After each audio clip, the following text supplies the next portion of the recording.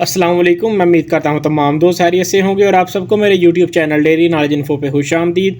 आज का जो टॉपिक है हमारे जानवरों को सर्दियों से हम कैसे बचाएंगे और इसके साथ साथ जानवरों से अच्छा दूध और गोश्त की पैदावार कैसे लेंगे। नहायत अहम और मालूमाती टॉपिक है। इस पर बात करने से पहले मैं आपसे गुजारिश करूँगा, अगर आप नए हैं हमारे चैनल को सब्सक्राइब कर ले और बेल आइकन के बटन को दबा दें ताकि तमाम नई आने वाली वीडियोज़ आप तक बर वक्त पहुँच सके।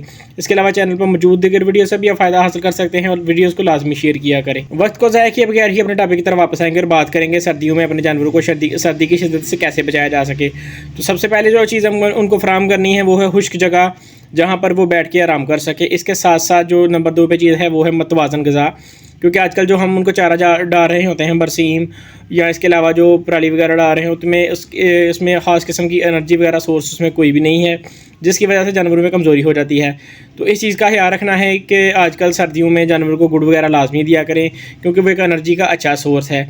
इसके साथ साथ जानवरों को जब भी आपने पानी देना है तो वो कोशिश करें कि हमेशा ही वो ताज़ा पानी हो, जो कि ज़्यादा ठंडा ना हो, जिसकी वजह से जानवरों को कोई और मसले मसाइल पैदा ना हो।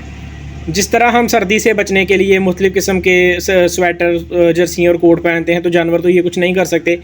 तो लिहाजा हमारा फ़र्ज़ बनता है, अगर हमने जानवर रखे हुए हैं और दूध और गोश्त की अच्छी पैदावार चाहते हैं तो फिर हम उनका ख्याल रखें।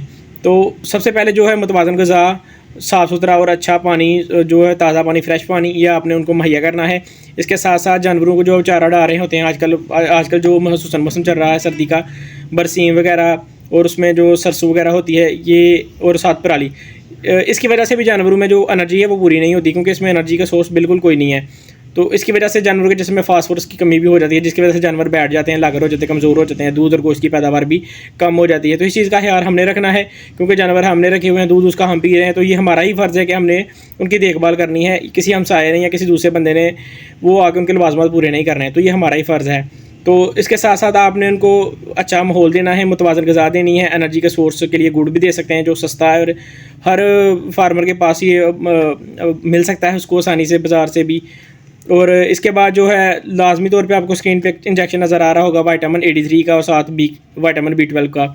ये नहायत ही सस्ते टीके हैं, ये भी आप वेटनरी स्टोर से खरीद सकते हैं और साथ अपने जानवर को 10 cc गोश्त में लगा सकते हैं। हफ्ते में एक बार इसका इस्तेमाल करेंगे तो इससे भी आपको जो है बेहतरीन नतीजे मिलेंगे। जानवर भी खुश रहेगा और सेहतमंद रहेगा और आपकी दूध और गोश्त की पैदावार भी अच्छी होगी।